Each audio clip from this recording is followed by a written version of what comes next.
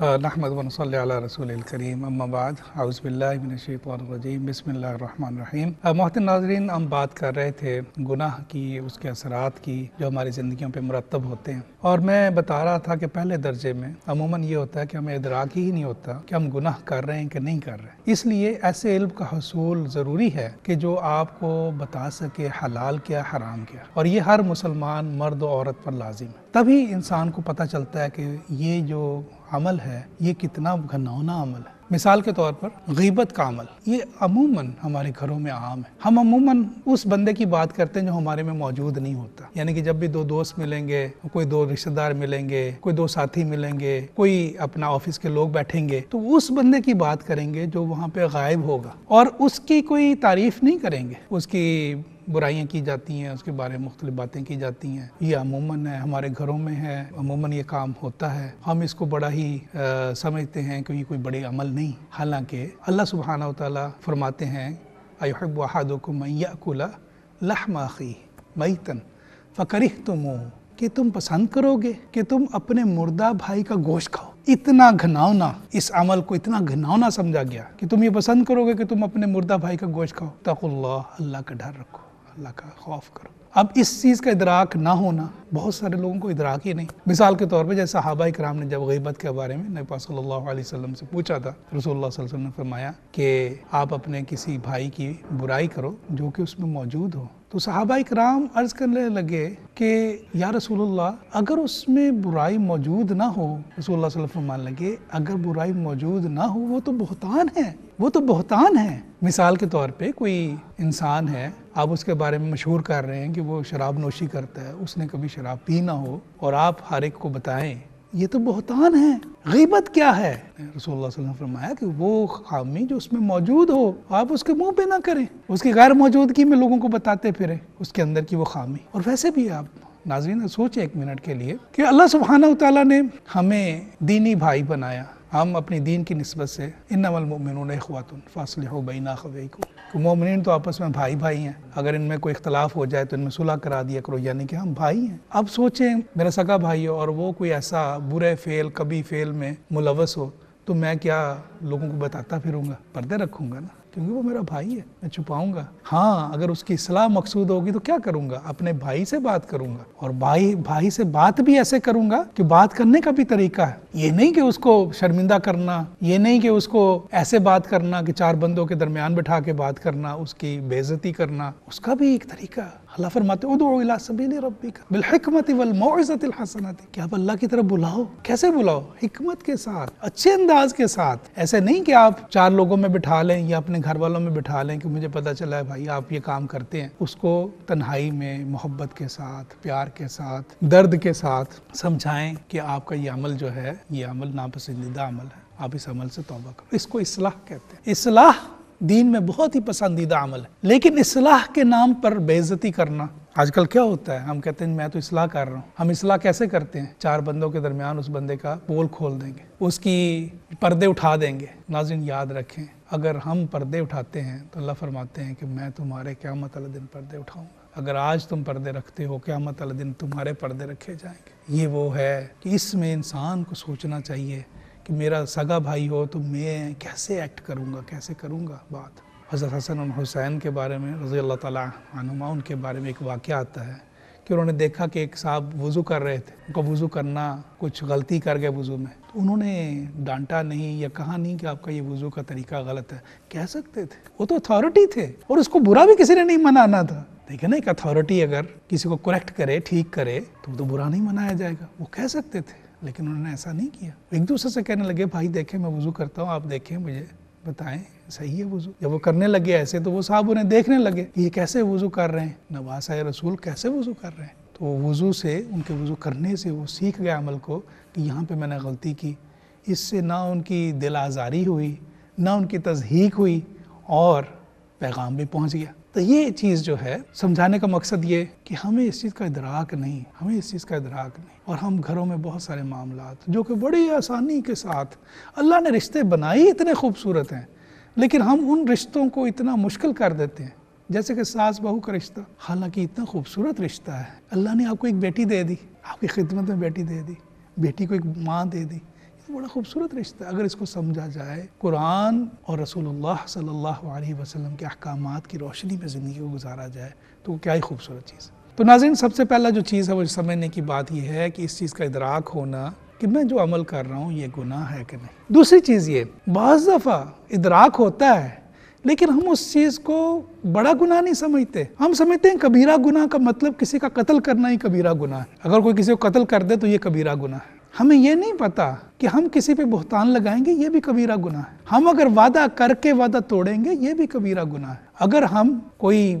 جھوٹ کہیں گے یہ بھی کبیرہ گناہ ہے، اگر کوئی ہم امانت میں خیانت کریں گے تو یہ بھی ایک کبیرہ گناہ ہے۔ ہم سمجھتے ہیں کہ نہیں یہ تو بڑے چھوٹے چھوٹے سے معاملے ہیں، اور عموماً ایسے ہی ہوتا ہے۔ آپ دیکھیں کیا ہوگا کہ کسی نے بلایا، آپ راستے میں فون آئے گا، ابھی کہاں، بس میں آپ کے گھر پہنچ گیا، میں گھر کے سامنے ہی ہوں، حالانکہ ابھی ہم ان کے گھر سے کوئی 2 گھنٹے کے فاصلے پہ ہوتے ہیں۔ ایسے کہنے کی ضرورت ہی کیا؟ وہ برا تو نہیں منائیں گے اگر آپ کہہ دیں گے کہ جی میں 2 گھنٹے کے فاصلے پہ ہوں، یا معذرت کیجیے گا میں لیٹ ہو گیا، میں دیر سے نکلا گھر سے، تو کوئی ایسی بات نہیں۔ تو اس میں اب ہوتا کیا ہے، جب ہم اتنا زیادہ جھوٹ بولتے ہیں تو ہم جھوٹ کے عادی ہو جاتے ہیں، اور پھر جھوٹ عادتاً بولنا شروع کر دیتے ہیں، یعنی کہ جہاں ضرورت نہیں ہے وہاں بھی جھوٹ بول دیا، کیوں عادت ہو گئی ہے ہر بات میں جھوٹ کہہ دینا، اور یہ چیز کو نہیں سمجھا کہ یہ کتنا ہی قبیح عمل ہے، بہت ہی قبیح عمل ہے۔ یہ رسول اللہ صلی اللہ علیہ وسلم کی ایک بہت ہی اسٹرانگ حدیث ہے اس بارے میں کہ منافق کی 3 نشانیاں بیان کی نبی صلی اللہ علیہ وسلم نے اس حدیث میں نے فرمایا کہ جب وہ بولے جھوٹ بولے۔ منافق کون ہے؟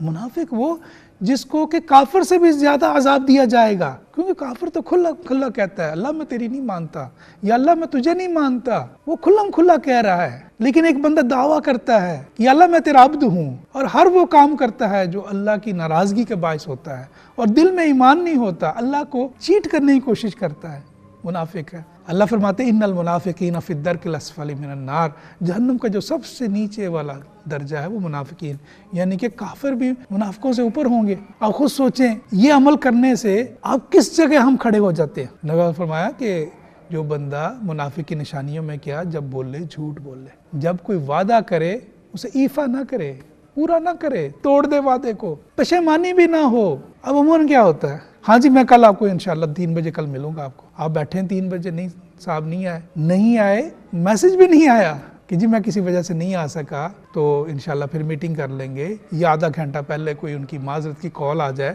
کہ میں آج نہیں پہنچ سکوں گا، وہ بالکل ایسے ہی جیسے ہماری بات ہی نہ ہوئی ہو۔ وہ کہتے ہیں نا جو وعدہ ہی کیا جو وفا ہو گیا، تو وہ اس نیت سے وعدہ کیا جاتا ہے کہ یہ تو کرنا ہی نہیں ہے، تو بس ایسے ہی ہم نے کہہ دیا۔ تو محترم ناظرین یہ ایسے نہیں ہے۔ آپ خود سوچیں کہ امانت کے بارے میں تیسرا جو بات ہے جو نبی صلی اللہ علیہ وسلم نے فرمائی اس حدیث میں کہ جب اس کے پاس امانت رکھائی جائے تو وہ خیانت کرے، امانت میں خیانت۔ اب امانتیں کئی طرح کی ہوتی ہیں۔ اب آپ ویسے آپ ایک جنرل لے لیں، جنرل کوئی بھی کوئی چیز آپ کو دی جائے، مثال کے طور پہ ایک دوست ہے گاڑی دے جاتے ہیں، ہم اس کو ایسے استعمال کریں گے کہ بس یا کوئی چیز آپ کے حوالے کر دی جائے، اس کو کیسے رکھیں گے؟ اور ہمارے نبی صلی اللہ علیہ وسلم کا طریقہ مبارک دیکھیں، امانتیں اس رات جب ہجرت کر رہے ہیں تب بھی امانتیں پاس پڑی ہیں، اور یہ نہیں وہ جان لینے کے لیے باہر کھڑے ہیں، گھر کے باہر پیرا لگائے کھڑے ہیں، وہ جان لینا چاہتے ہیں، ان کی امانتیں آپ کے پاس ہیں، آپ صلی اللہ علیہ وسلم کے پاس ہیں، اور آپ حضرت علی رضی اللہ تعالیٰ عنہ کو فرما رہے ہیں کہ علی میرے بستر پہ لیٹ جاؤ اور یہ امانتیں ان کے حوالے کر کے میرے پیچھے پہنچنا مدینہ۔ کتنا اس کا احتیاط اور کتنا خیال۔ تو ناظرین اب سوچیں، ہم ایک لمحے کے لیے سوچیں۔ اچھا دوسری بڑی ہے، میں نے چیز دیکھی اور میں آج اس بات کے اوپر بات کرنا چاہوں گا، وہ یہ کہ عموماً ہوتا کیا ہے، اگر کوئی حدیث بیان کی جاتی ہے یا قرآن کی آیت بیان کی جاتی ہے، ہم اس کو اپنے اوپر اپلائی نہیں کرتے۔ اب کیا ہوتا ہے، میں دوسرے پہ اپلائی کرنا شروع کر دوں گا، دیکھا یہ جو نشانیاں ہیں والد صاحب آپ کے ساری یہ نشانیاں موجود ہیں، معاذ اللہ یہ احادیث اور یہ باتیں ہمیں اپنے اوپر، صحابہ نے دوسروں پہ انگلی نہیں اٹھائی تھی، انہوں نے اپنے اوپر دیکھا تھا۔ حضرت حنظلہ رضی اللہ تعالیٰ عنہ نے فرمایا تھا، انہوں نے فرمایا تھا حنظلہ منافق ہو گیا، یہ نہیں کہا تھا کہ آپ ہو گئے۔ جب وہ گھر آئے، گھر میں بال بچوں کی محبت میں مشغول ہوئے تو رونے لگ پڑے کہ میرا دل، ایمان والے تو وہ ہیں جن کا دل اللہ کے ساتھ لگا رہے، جو رسول اللہ صلی اللہ علیہ وسلم ایمان والوں کی نشانیاں بتاتے ہیں، تو میں تو بچوں میں لگ گیا، تو رونے لگ پڑے کہ حنظلہ منافق ہو گیا، میرے دل کی کیفیت وہ نہیں رہی، میں تو دنیا میں لگ گیا۔ یہ روتے ہوئے باہر تشریف لے آئے، اور پھر حضرت ابوبکر صدیق رضی اللہ تعالیٰ عنہ ملے، ان سے عرض کی، حضرت ابوبکر صدیق فرمانے لگے کہ میرے بھی دل کی یہ کیفیت ہو جاتی ہے۔ تو یہ پھر رسول اللہ صلی اللہ علیہ وسلم کی خدمت میں پہنچے. رسول اللہ صلی اللہ علیہ وسلم نے فرمایا کہ ایمان کی اگر وہی حالت رہے جو آپ کو میری صحبت میں رہتی ہے تو آپ تو فرشتوں کو دیکھنے لگے. مطلب یہ بات سمجھانے کا مطلب یہ کہ یہ باتیں ہم اپنے اوپر اپلائی کریں. اب ہوتا کیا ہے، میاں جو ہیں وہ ایسی حدیث سنائیں گے بیوی کو، دیکھو شوہر کے حقوق کیا ہیں. بیوی جو ہیں وہ ایسی حدیث سنائیں گی شوہر کو. یعنی کہ ہمارے نفس اتنے مضبوط ہیں، دین سے رہنمائی کی بجائے ہم دین کو استعمال کرتے ہیں اپنے مقاصد کے لیے. یعنی کہ میں اپنا روب ڈالنا چاہتا ہوں یا میں اپنا چاہتا ہوں اگلے کو اس طرح، تو میرے اوپر میرا عمل کدھر ہے. تو بات سمجھانے کی ناظرین یہ جو سمجھنے والی بات ہے وہ یہ ہے کہ بجائے دوسرے کو بتانے کے اپنے آپ کو سانچے میں دیکھیں اور ان برائیوں کو دیکھیں اور ان کو معمولی نہ سمجھیں. کیونکہ چھوٹے چھوٹے جو ہوتے ہیں نا، کہتے ہیں چھوٹے چھوٹے پتھر جو ہیں نا، اس سے بھی ٹھوکر لگتی تو انسان منہ کے بل نیچے گر پڑتا. تو اس کو یہ نہ سمجھے کہ یہ چھوٹا سا ہے. رسول اللہ صلی اللہ علیہ وسلم نے حدیث ہے جس میں رسول اللہ صلی اللہ علیہ وسلم نے فرمایا کہ جب کوئی انسان کوئی برا عمل کرتا ہے تو اس کے دل پر سیاہ دھبا پڑ جاتا ہے. اب وہ توبہ نہ کرے. توبہ کا مطلب کیا کہ اس عمل کے اوپر اسے شرمندگی نہ ہو، اس عمل کے اوپر وہ اسے ہزیمت محسوس نہ ہو، اس عمل کرنے پہ اس کو لگے نہ کہ میں نے کوئی برا کام کر لیا، اور پھر اس کے اوپر وہ شرمندگی نہ محسوس کرے، پھر روئے نہ، پھر اللہ سے وعدہ نہ کرے کہ یا اللہ میں اب دوبارہ نہیں کروں گا، میں نے تو بڑا کبھی عمل کر لیا، مجھے معاف کر دے، معافی نہ مانگے. یہ توبہ ہے. اگر وہ توبہ نہیں کرتا تو وہ دھبا اس کے دل پہ رہتا ہے. پھر ایک اور برا عمل کرتا ہے، ایک اور دھبا پڑ جاتا ہے، ایک اور برا عمل کرتا ہے، ایک اور دھبا، حتیٰ کہ پورا دل سیاہ ہو جاتا ہے. تو ناظرین ہوتا یہی ہے کہ ہم ان کو بڑا معمولی سمجھتے ہوئے کرتے چلے جاتے ہیں اور توبہ کی توفیق نہیں ملتی کیونکہ انہیں معمولی سمجھتے ہیں. ہم سمجھتے کوئی ایسی بات. اور بہت سارے ایسے معاملات ہیں جو کہ حقوق العباد سے جڑے ہوئے. مثال کے طور پہ والدین کے ساتھ معاملہ، مثال کے طور پہ ابھی جو میں غیبت اور بہتان کی بات کر رہا تھا، یہ انسانوں سے جڑے ہوئے ہیں. اس میں توبہ کے ساتھ ساتھ ان انسانوں کا معاف کرنا بھی ضروری ہے. یعنی کہ ان انسانوں سے بھی معافی مانگنا ضروری ہے، یا مجھے معاف کر دیں، ہمیں معاف کر دیں. ایک حدیث میں ہے کہ رسول اللہ صلی اللہ علیہ وسلم نے فرمایا کہ جب میں اللہ سبحانہ وتعالیٰ سے اپنی امت کی شفاعت کی درخواست کروں گا تو اللہ سبحانہ وتعالیٰ جہنم سے نکالیں گے. پھر بھی چند لوگ رہ جائیں گے. وہ کون سے لوگ رہ جائیں گے؟ جو کہ اپنے والدین کے نافرمان ہوں گے. اور پھر رسول اللہ صلی اللہ علیہ وسلم نے فرمایا کہ میں ان کے والدین سے بات کروں گا جنت میں کہ آپ معاف کر دیں اپنے بچوں کو تاکہ اللہ سبحانہ وتعالیٰ انہیں جہنم سے آزادی دلائیں. تو وہ شروع میں نہیں مانیں گے، پھر ان کو دکھائے جائیں گے تو وہ ان کی حالتیں دیکھ کے ان کو پھر رحم آئے گا اور معاف کریں گے وہ بچے. کہنے کا مطلب یہ کہ یہ نہیں کہ آپ اتنا چھوٹا سا عمل کر لیا، آپ کا کوئی بات نہیں. اب تو یہاں عالم یہ ہو گیا کہ والد کا گریبان پکڑنا بھی کہتے ہیں کوئی بات نہیں. حالانکہ دنیا اور آخرت کی تباہی ہو جاتی ہے انسان کی.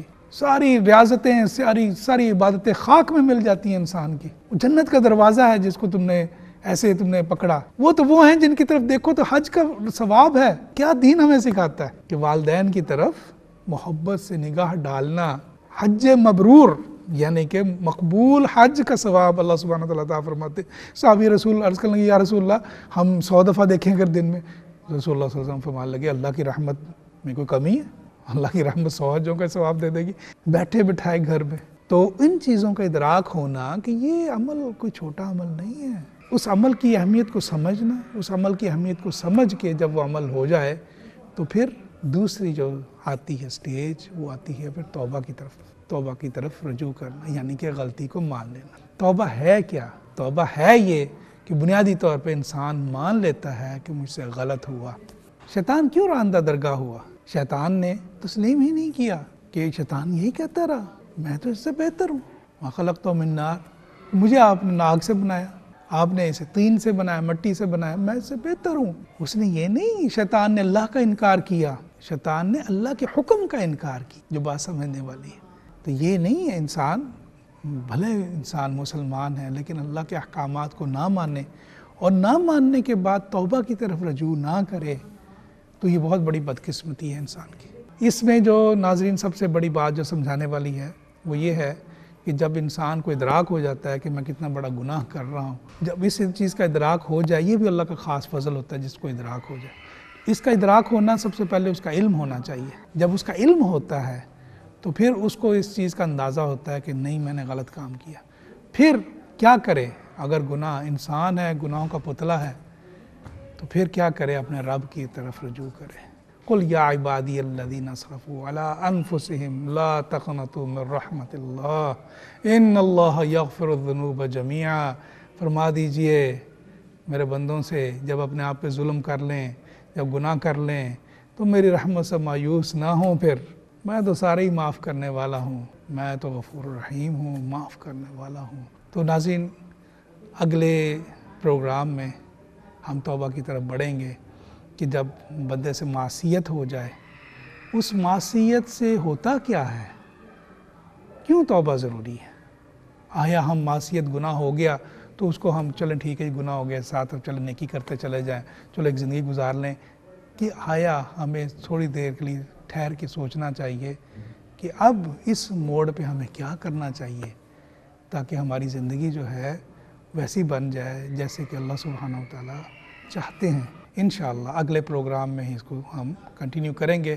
والسلام علیکم ورحمۃ اللہ وبرکاتہ۔